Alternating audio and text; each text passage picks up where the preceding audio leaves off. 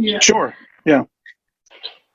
No shade. But I think, at least in my opinion, if it wouldn't be for Stern, I don't think we would even have the NBA at all, or a league for basketball for women, with everything and how he was able to bring that upon, and the amazing players, the amazing stars that have come from it, like Paul said. Can I say something real quick about the WNBA, if you don't mind? Yeah. Mercury got spanked to start the season, and I just want people to know that are Mercury fans. They have a legitimate big three, and they haven't played together. I think they're going to be fine, and I think it was just one of those games, as BG said, they just got their asses handed to them, and they will move on, and they will grow from there. And as Sandy said, the head coach Sandy, she said, her rotations will get tighter, and everything will get tighter as the season goes on. So if you're a WNBA fan, especially a Mercury fan, I'm just being a homer big time tonight. Hang in there.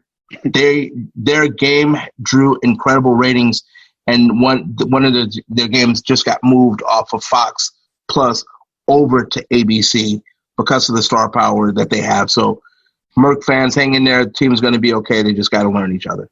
Okay. Of course. The best of us. Yeah, one game does not make a season. It's not the end of the world. Like you said, Paul, Sandy will make adjustments, and they'll be fine.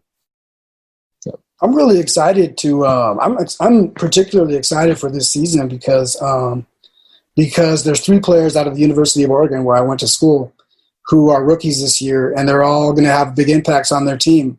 Sabrina Ionescu, Satu Sabali, and Ruthie Hayward. They're all 3 on different teams, but I'll tell you what. The reason I tuned in to the games the other day was I wanted to see my Ducks. I wanted to see my Ducks fly in the WNBA. And then, you on top of all that, you have the Sparks and the Mercury playing, and I want to see DT, and I want to see Griner and Skylar Diggins-Smith. So, man, if that – it's, people like me, I guess, that when you can tie your own experience into another player, then that just gives you more and more reason to watch. And I think I watched 4 games because I wanted to see my 3 former Oregon players and the Mercury play. So, beautiful thing to have. Absolutely. Yeah. Definitely. So, let me ask you guys a couple of questions. Well, one, so did you guys hear Tyson making that comeback? Mike Tyson. Mm-hmm. Mike Tyson. You mean old-ass Mike Tyson want to fight old-ass Roy Jones Jr.? And, can I say this? I'm not even let you finish that sentence. Listen, okay, first off, whenever I hear boxing is an exhibition, basketball can be an exhibition. Baseball can be an exhibition. Baseball can be an exhibition, right. You can't get hit in your mouth on an exhibition. Either you're fighting or you're not. It's like slap boxing. When you start slap boxing with someone, when we did this when we were kids, and someone messed around and slap boxing hit you too hard, and so you slap them back hard, and you're like, whoa, wait a second. I thought we were just playing. It's boxing. It's not an exhibition. These 2 old-ass men are going to get in this ring, and they're going to fight for a whole bunch of money, and they're going to get paid, and we're all going to watch it.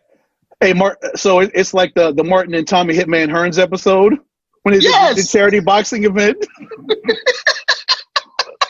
Oh, time out. Is that what we're going to be watching? Did we just lose someone? I think we lost Joe. I was thinking of was it Rocky? What Rocky was it? Rocky 3 with Thunder Lips versus Rocky Balboa, and they called that an exhibition. Hulk Hogan throws Rocky out of the ring, and then at the end of the whole thing, they pose for a picture together. Yeah, exhibition. I think I'm going to pass on that fight. I saw a lot of Mike Tyson in his heyday. I saw a lot of Roy Jones in his heyday. I love boxing. We got a really nice local scene here in Phoenix that I think needs to be talked about at some point. We got some good fighters here. But that's I'm not with it, man. If there's another game on, if there's a baseball game on, which there probably will be, if there's a basketball, whatever, I'm watching that. I'm not going to plunk down the pay-per-view dollars to see Mike. He's had his time, and it was a great time. They're going to give him up $49.95. I ain't gonna lie. They're gonna get my $49.95. I'm gonna watch that.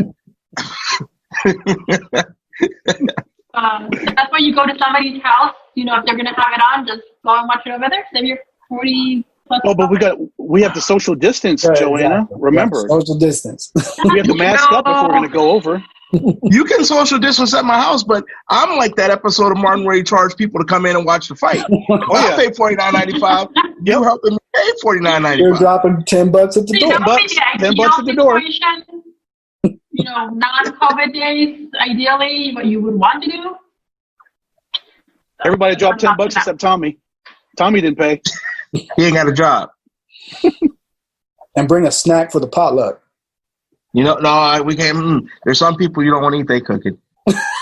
I can give you a list of people in the press box. You don't even want to shake their hand. You just want to get impounded. I'll give you that list off air, so I don't call anybody out like that. But I got a whole list of people that I tell you, just what's up, bro? Good to see you. Elbow. do the elbow. Elbow bump. Elbow bump. Yep. Yeah. So before I let everybody know, being that it was opening day, opening weekend, and it's different than any other season, what is the one thing, you know, we treat it like a holiday, pretty much, when it comes to opening day in baseball. And what is the one thing that you missed about it? And the one thing that's going to stand out this year than any other year? I miss just having baseball, and what stood out to me is no fans. It was just incredible to watch these games and see absolutely every seat, with the exception of the cardboard cutouts, every seat is empty. But these players are still out there. They're playing hard, and you know they're playing this 60-game rush with no fans. It's just an incredible situation that we're put into, and we'll probably see it again with the NFL. But baseball with no fans in there. And just this whole COVID-19 situation just looming over it, it's something I'm sure all four of us and everybody else will never forget as long as we live. Yeah, I love to see. You know, a lot of the best times I've had in my long career have been in a press box at Chase Field or Safeco Field in Seattle, which is now T-Mobile Park. But you know, some of the best memories of the business and working in the business have been in a press box and watching baseball, and just the pace of it, where you can kind of between innings, you can get up and go get yourself some popcorn or a pretzel, and you can you know, chit chat with the guys sitting in the row above you or something like that. And no, that's what I miss. I'm looking forward to when I can go back to the press box and I can be in there again, even if I have to social distance. You know, because number one, that means work for me, and that means getting paid. And number two, it means that I get to see something I really enjoy. There's nothing like live baseball, and you know, even if the game takes forever, you know, even if we go, it can't take forever now, right? Because they put the runner at second base in the 10th inning. But I'm just happy it's back, and I hope that, you know, whatever this COVID thing, they can get past it and keep it moving. And Paul, it is crazy that we have to do everything press conference wise via Zoom now. Jose, you know, I love, like you said, us getting together in the press boxes, and we're in the press conference rooms, and we're all there together communing, and we're talking with the coaches and players. We're in the locker room, and I'm sure that may be a thing of the past, at least for the near future. But this Zoom thing and having to adjust to that and doing it this way, it's crazy, but we're all getting used to it, and we know that this is the new norm, at least for now. As my man Ben said in Fever Pitch, baseball always lets you go back to your summer family. And so there are certain guys that I just don't see. And I know, like Ed, I see you working basketball and other events. Romero, I see you working, you know, Suns, ASU, other events. But there's certain guys you just see at baseball. You only see Pecoro at baseball. You only see Mark at baseball. I see Gilbert. And one of my favorites, Candace Oler, see her at baseball. So there are certain parts of it. The only thing about baseball that I miss, and I wish money wouldn't have gotten a hold of it, the Cincinnati Reds are always supposed to be the first game. And when I was growing up, you could always count on the Reds being the first game. Now, I'm not a Reds fan, but that's when you knew baseball was back, because the Reds always kicked off baseball. Now it's always like the Yankees and the Red Sox, the first of their 500 games that they play every year on the 4-letter that starts 3 days before everybody else. But going to Chase Field, I love it. I do. I tell you one thing though, guys, that you got to admit that's funny. Only on opening day do we see like the weather person from Channel 61. They never come out to any other game. But you get everybody. Opening day, if you're in the press, everybody got a credential. You're on the field before the first pitch, you see everybody. You're like, wait, hey, isn't that the weather dude from Channel 78? Yeah, it is.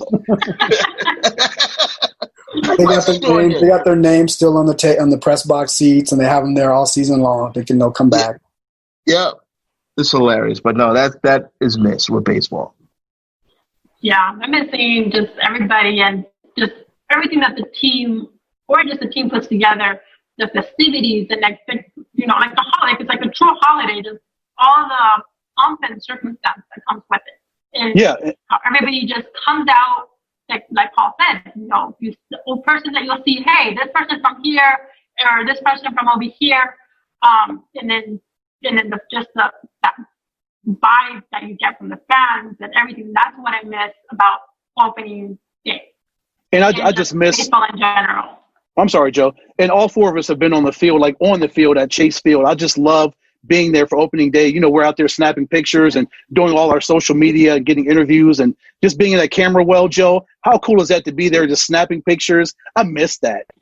It's so much fun. I miss them bad nachos. One thing I miss most is the smell of the turf. Yeah. To be honest. That's how like, I'm there, you're there, like you could, and especially being in the photo, so you just get that. I don't know.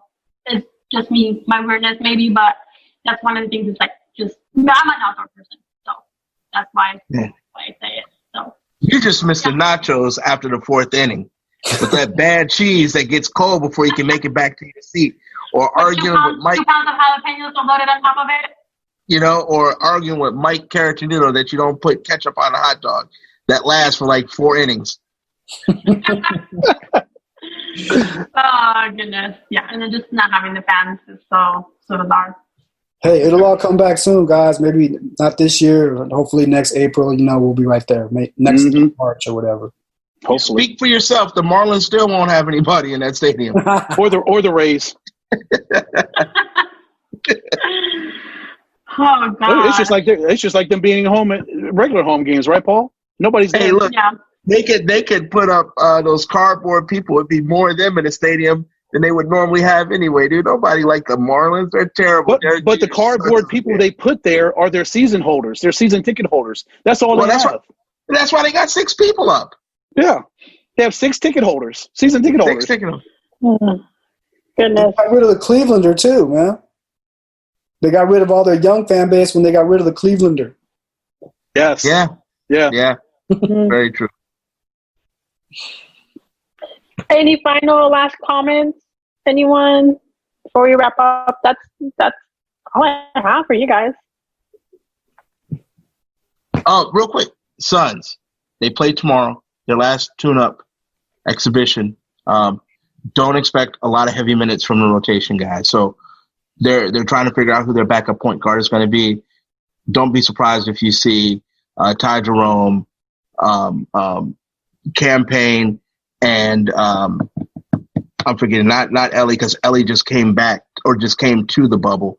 But don't be surprised if you see the 3 backup point guards on the floor at the same time. And you put something in your notes. Lou Williams, when he got some wings at Magic City, that's his story. He's sticking to it. Kendrick Perkins was a lousy basketball player. He's a worse announcer and even worse on TV. And he had the audacity to say something to Lou Williams, and I'm glad Lou shut him up because Kendrick Perkins is the worst NBA player to ever win an NBA title. Oh, yeah, he's awful on TV. He is horrendous. Dude, name a player worse than him to have a ring. Name a player worse than him to have a ring. That was a starter on a team that won a ring. Name one player that's worse. Go ahead. I'll wait. Nope, you can't. Can't. But yes. Magic City has the best wings.